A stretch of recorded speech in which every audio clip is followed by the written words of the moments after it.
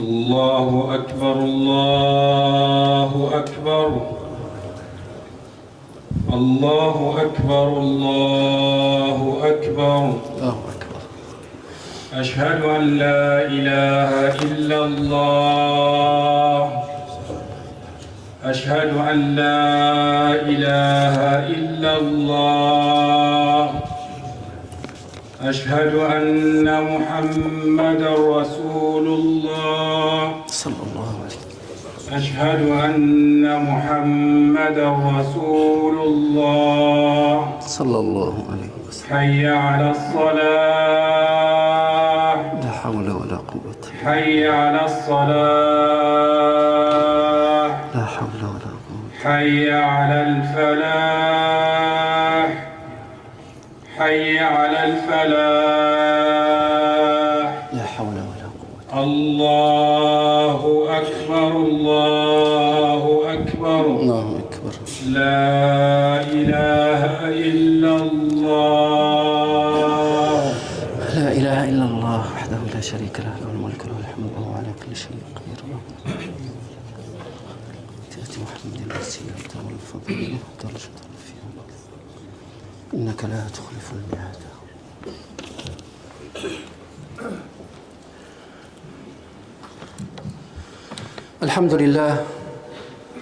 الحمد لله رب العالمين. إن الحمد لله نحمده ونستعينه ونستغفره ونؤمن به ونتوكل عليه، ونعوذ بالله من شرور أنفسنا ومن سيئات أعمالنا. من يهده الله فلا مضل له، ومن يضلل فلا هادي له. وأصلي وأسلم على سيدنا ونبينا ومولانا ومصطفانا وشفيعنا وطبيبنا يوم القيامة محمد بن عبد الله، أرسله الله رحمة للعالمين.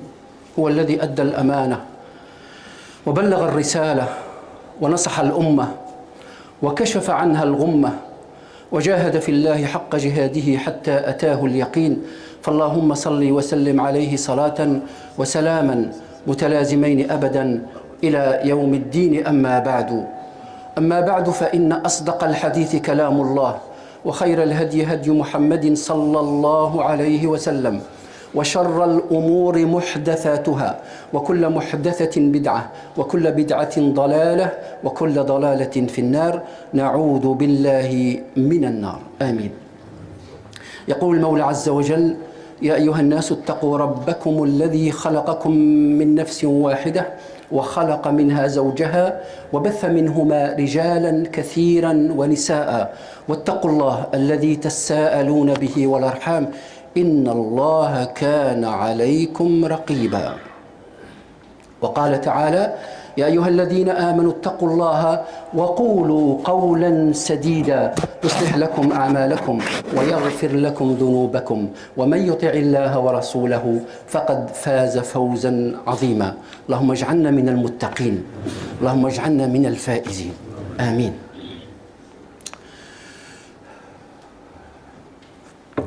إخواني، المصاحف هذه اللي راكم تشوفوها في المسجد، كل المصاحف والمصاحف اللي في البيوت وفي المساجد في العالم كله، تخيلوا أن واحد منا يشري مصحف ويجيبه للمسجد، يحطه في المسجد والناس يقرأوا منه بزاف كثير. كم سيكون عدد الأجر والحسنات عند الله عز وجل؟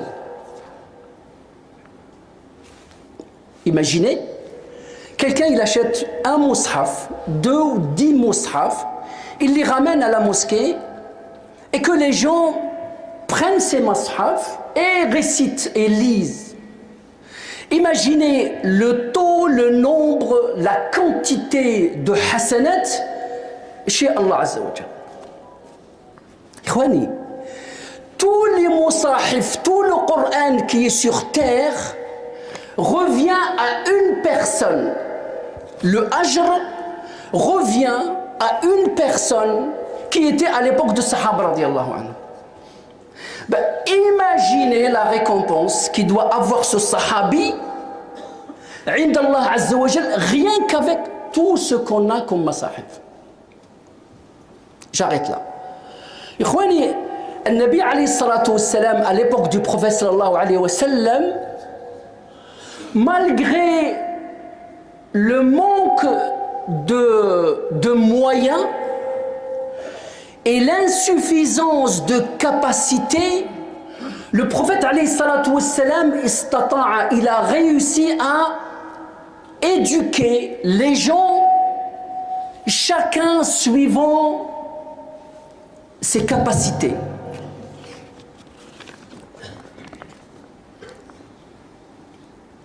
Donc malgré les moyens qui étaient minimes, l'insuffisance des capacités, le prophète alayhi salatu wassalam, il dénichait les compétences de chaque sahabi.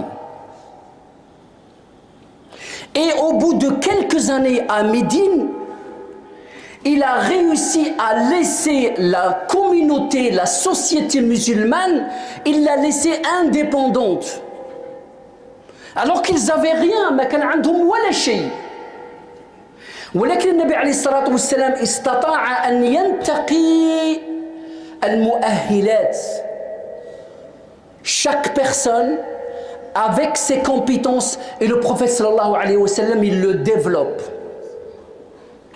Je vais vous citer dans ce sermon-là 3 exemples. 2 à l'époque de Sahaba et un exemple dans notre société d'aujourd'hui.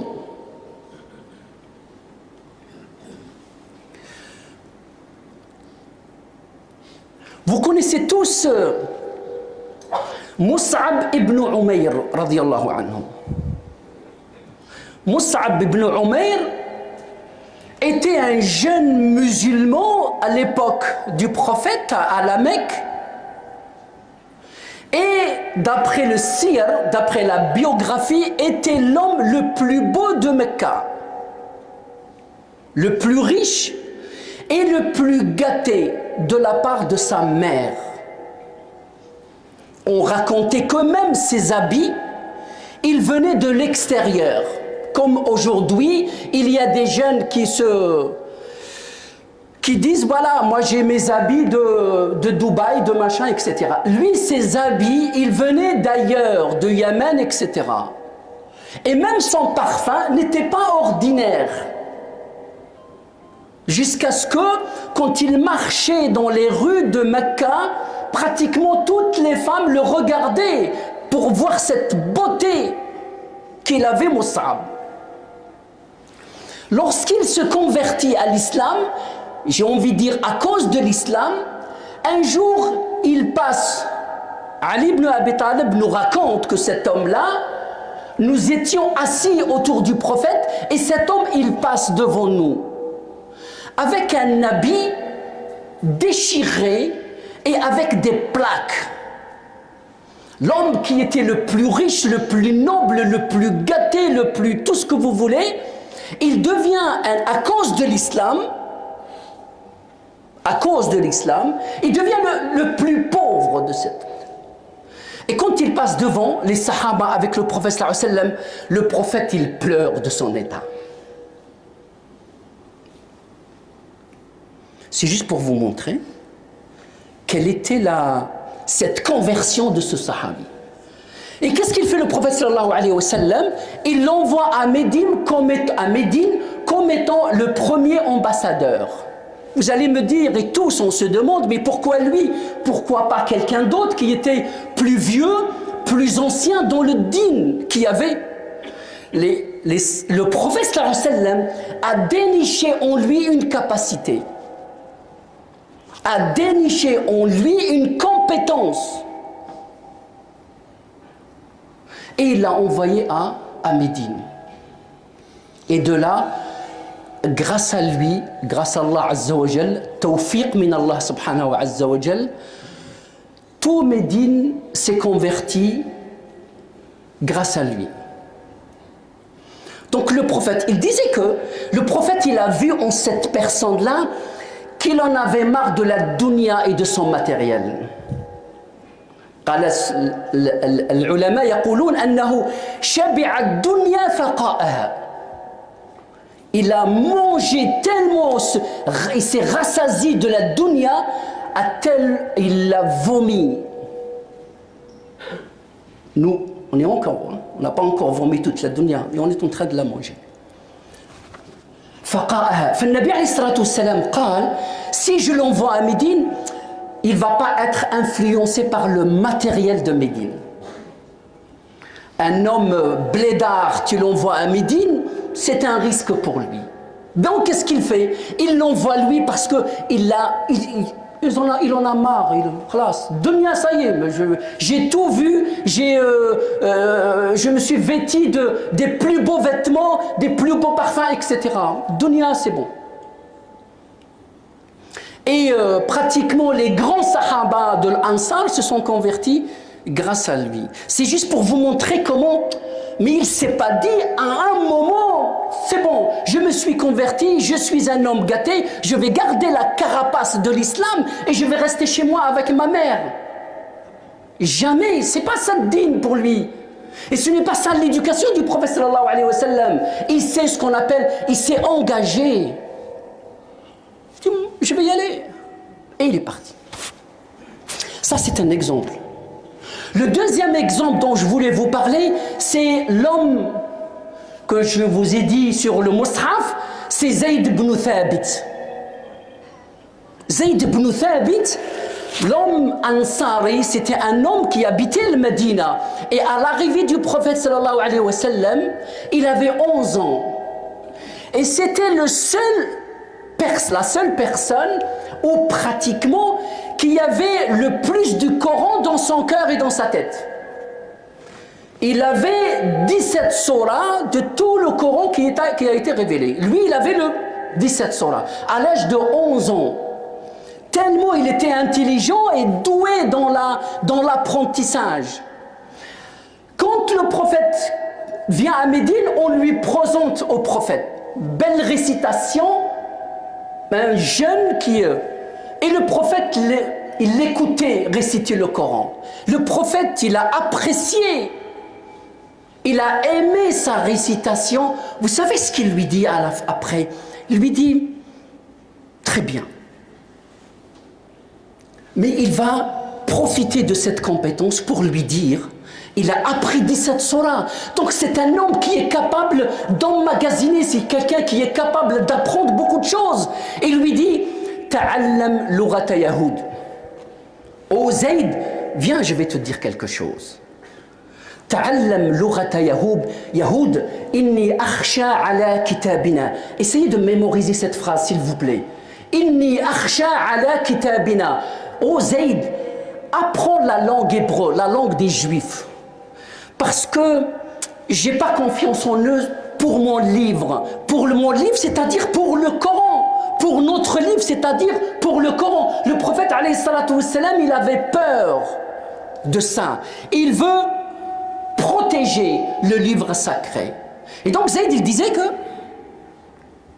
فقال زيد فتعلمتها في 15 يوما فحذقتها. العبارة هذه تعلمتها 15 يوما. Il a dit j'ai appris la langue hébreu, la langue des Juifs au bout de 15 jours. Il dit فحذقتها. فحذقتها, c'est-à-dire je l'ai perfectionné. Il n'y avait pas de le vrai.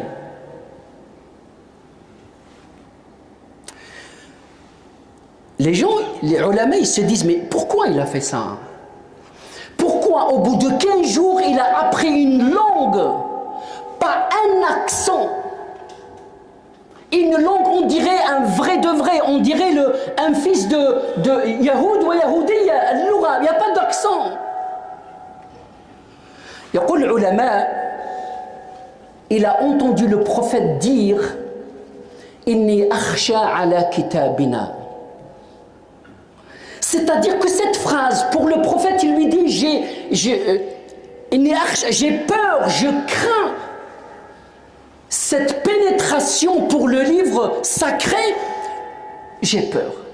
Et cette phrase-là n'a pas laissé Zayd dormir la nuit. Il a tellement pensé à cette phrase-là qu'il a réussi à apprendre la langue hébreu au bout de 15 jours. C'est ce qu'on appelle, il a vu le souci de la Ummah dans sa tête. Il a vu le souci que le Coran soit falsifié par l'un ou par l'autre, qu'il a mis tous ses moyens, ses efforts, ses jours, ses nuits pour apprendre ça, parce que c'était une demande du prophète sallallahu alayhi wa sallam. C'est-à-dire que ces gens-là portaient un souci de l'islam. Ils portaient quoi? Un souci dans leur tête. Comment je peux être utile à l'islam? Comment je peux être utile à la Ummah? Si demain je vous dis que dans une semaine, probablement tu vas être cambriolé chez toi, je suis sûr que tu ne vas pas partir en vacances et je suis sûr que tu ne vas pas dormir la nuit parce que tu vas être fi urbain. Si on dit que dans une semaine, probablement la mosquée va être vandalisée, pareil, on va mettre les caméras, on va tout mettre en œuvre pour protéger la mosquée, ce qui est bien. Mais quand on vous dit que l'islam, il est en danger, que la Ummah, elle est en danger, nos jeunes sont en danger, on reste inerte. On reste inerte. Vous savez, un frère qui a une pompe funèbre, je lui dis, mais comment vous faites lorsque dans une ville, il n'y a pas de carré musulman? Vous le savez, que vous ne pouvez être enterré dans un carré musulman dans une ville que lorsque tu es né dans cette ville ou tu meurs dans cette ville. Vous savez ce qu'il me dit, le frère? Il me dit, on triche. On triche, c'est-à-dire, ils vont chercher un hébergement ailleurs, dans une ville où il y a le carré musulman, pour essayer d'enterrer ce musulman dans ce carré. Sinon quoi? Sinon chaque défunt musulman, s'il n'y a pas le carré musulman, s'il n'y a pas de cimetière musulman, vous savez ce qu'on fait? On l'enterre dans n'importe quel cimetière avec les noms musulmans. Mais on ne s'est jamais demandé, mais qu'est-ce que je fais? Cette information, vous l'avez maintenant devant Allah Azza wa Jal. C'est-à-dire, je prends juste l'agglomération du 91. Il y a 20 communes, il y a un seul carré musulman à Brétigny qui est saturé. Donc si tu as un défunt, débrouille-toi. Sinon, il y a pas mal de musulmans qui sont enterrés dans des carrés non musulmans. Vous le savez ça? Maintenant, même si vous ne le savez pas, c'est une amana que je vous donne. Donc essayez d'être utile dans ce sujet-là, par exemple. Il y a 14 000 sujets, mais essayez juste d'être utile dans ce sujet, Inch'Allah ta'ala. أقول قولي هذا وأستغفر الله لي ولكم فاستغفروه.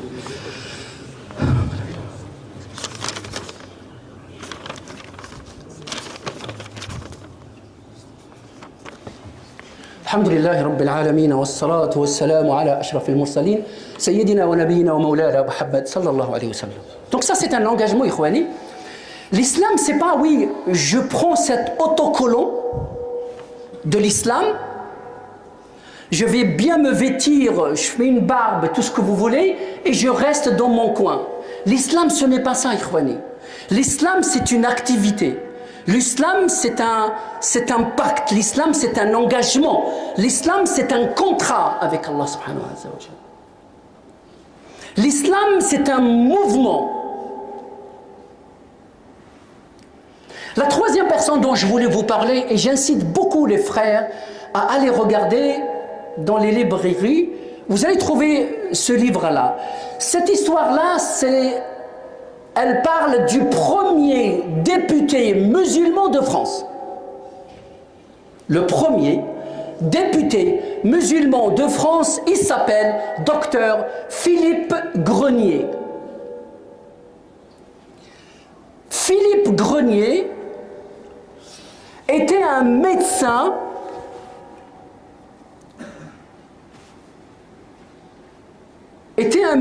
son frère était en Algérie pour son service militaire. Ce frère, Philippe Grenier, il est né en 1865, dans la colonisation. Son frère, il était militaire. Donc, il va le voir à Blida, en Algérie. C'est juste un résumé. Et pour le surveiller, parce que sa mère, elle lui dit, va voir ton frère. Et il va entendre le Aden, il va entendre la société, comment elle bouge, etc. Il a aimé cette société. En revenant à sa ville natale, Pontarlier, qu'est-ce qu'il fait? Il va s'intéresser au Coran. Il va faire une étude, il va lire le Coran, il va s'intéresser.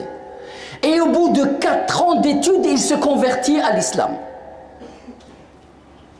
Les choses ne s'arrêtent pas là. Il se convertit à l'islam, c'est un docteur, mais il va adopter une attitude d'un vrai, comment on l'appelle, un citoyen de l'époque, c'est-à-dire un Algérien, les coutumes. Donc il va se vêtir d'une djellaba, d'une barnous et d'un turban. Et il continue à travailler, à consulter les gens, etc. Sa façon de travailler a changé. Il faisait beaucoup de bien, c'est-à-dire même les gens qui n'avaient pas les moyens de se soigner, il les consulte gratuitement et il leur donne des médicaments gratuits. Pourquoi? Parce qu'il se dit, lui, il dit, c'est ça les préceptes de l'islam. Al-amr bil ma'rouf wa nahy 'anil munkar. C'est ça ce qu'il disait. Et au bout de 2 ans de sa conversion, il se dit, je veux porter cet islam loin. Je veux défendre les droits de la minorité musulmane qui était en France. Qu'est-ce qu'il fait? Il se présente comme étant conseiller à la commune de Pontarlier. Il est conseiller et après il se présente pour les législatives. Avec son costume ostentatoire, il a réussi à gagner les élections et il devient le premier député musulman.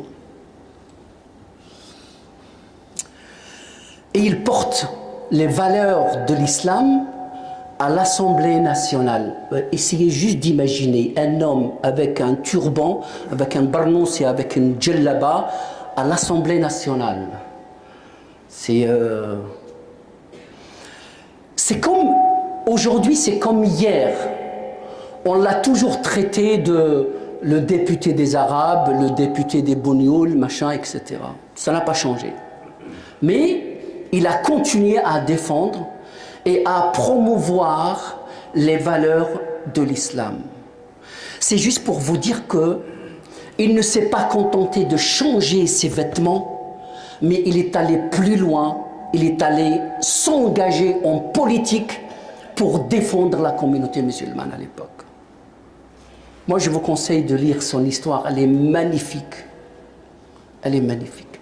Ikhwani, je vous dis ça pourquoi? Parce que الأمة تحتاجكم. الأمة تحتاج إلى شبابها. الأمة a besoin de sa jeunesse. Elle a besoin de ses compétences, ya ikhwani. Wallahi, celui qui est dans le chantier de l'islam, il va voir les lacunes qu'on a. Il va voir les besoins dont la communauté a vraiment besoin. Donc moi, j'invite toutes les compétences à se manifester. Les avocats, les ingénieurs, les comptables, manifestez-vous. Apportez quelque chose à l'islam. apporter quelque chose à l'islam. Vous êtes capable. J'ai l'impression qu'on est incapable. J'ai l'impression qu'on est incapable d'investir le chantier ou le champ de la politique. Pourquoi? Et on ne peut changer les choses qu'à travers ça. Donc, sois un homme musulman qui défend et qui s'investit. Si tu ne peux pas, essayer juste d'être ce qu'on appelle, ou qu'est-ce qu'elle dit l'évangile, essayer juste d'être un arbre fruitier. C'est juste pour propager l'islam. Ton comportement fait beaucoup. On n'a pas besoin de prêcher beaucoup pour propager l'islam. Rien que notre comportement. Juste essayer d'être ce qu'on appelle un arbre fruitier. أقول قولي هذا وأستغفر الله لي ولكم فاستغفروه إنه هو الغفور الرحيم. ربنا إننا ظلمنا أنفسنا وإن لم تغفر لنا وترحمنا لنكونن من الخاسرين. اللهم اهدنا فيمن هديت وعافنا فيمن عافيت وتولنا فيمن توليت وقنا واصرف عنا شر ما قضيت إنك تقضي ولا يقضى عليك تباركت ربنا وتعاليت. اللهم إنا نسألك الهدى والتقى والعفاف والغنى. اللهم استعملنا ولا تبدلنا. اللهم استعملنا لدينك. اللهم استعملنا لدينك. اللهم لا تبدلنا. اللهم إنا نسألك الصدق في الأقوال والعمل. اللهم إنا نسألك الإخلاص في القول والعمل يا رب العالمين. اللهم ارحم موتانا وموتى المسلمين. اللهم ارحم موتانا وموتى المسلمين. اللهم ارحم لآبائنا وأجدادنا وأمهاتنا وأعمامنا وخالاتنا وإخواننا وكل من له الحق علينا يا رب العالمين. اللهم صل وسلم على سيدنا محمد وعلى آله وصحبه وسلم تسليما. وقوموا إلى صلاتكم يرحمكم الله.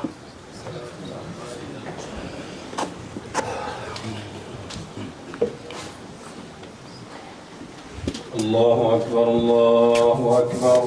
أشهد أن لا إله إلا الله. أشهد أن محمدا رسول الله. حي على الصلاة حي على الفلاح. قد قامت الصلاة قد قامت الصلاة. الله أكبر الله أكبر.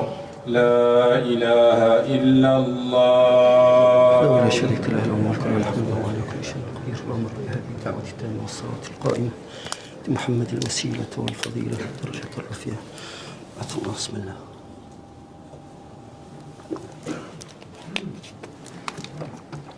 استووا اعتدلوا يرحمنا ويرحمكم الله. استووا تراصوا. بسم الله الرحمن الرحيم. الله أكبر.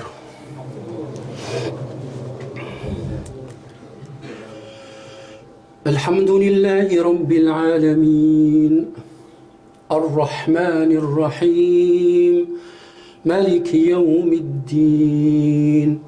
إياك نعبد وإياك نستعين. اهدنا الصراط المستقيم صراط الذين أنعمت عليهم غير المغضوب عليهم ولا الضالين.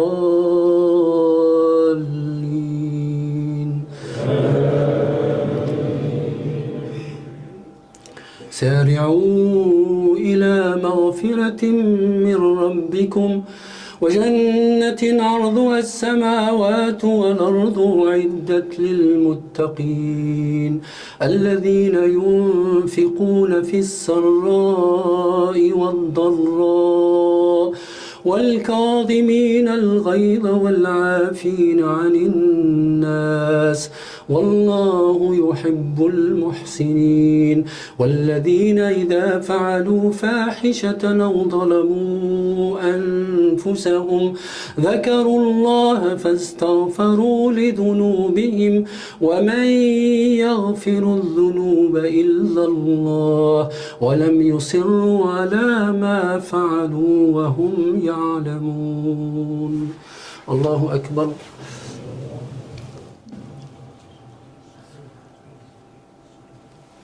سمع الله لمن حمده. الله أكبر.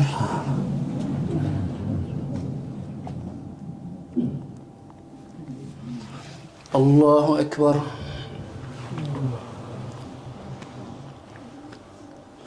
الله أكبر.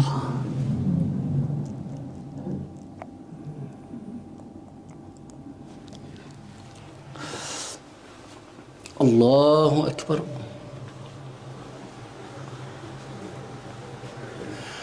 الحمد لله رب العالمين الرحمن الرحيم مالك يوم الدين. إياك نعبد وإياك نستعين. اهدنا الصراط المستقيم صراط الذين أنعمت عليهم غير المغضوب عليهم ولا الضالين.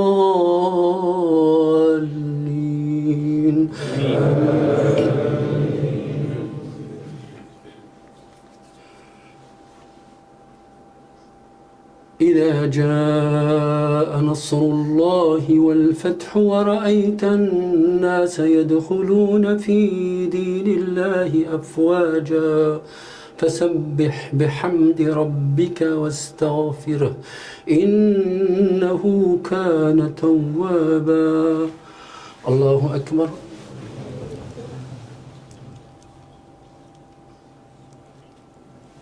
سمع الله لمن حمده. الله أكبر.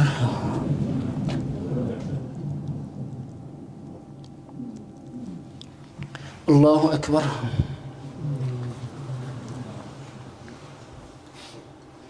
الله أكبر.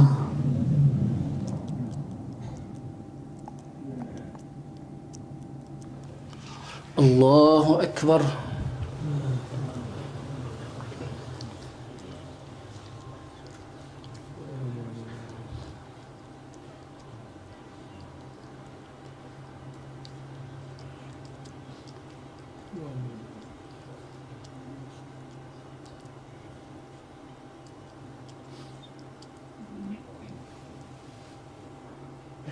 السلام عليكم ورحمة الله. السلام عليكم ورحمة الله.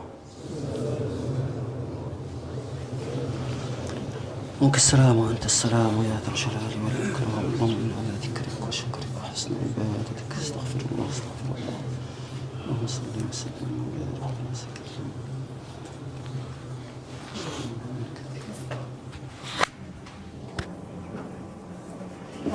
محمد.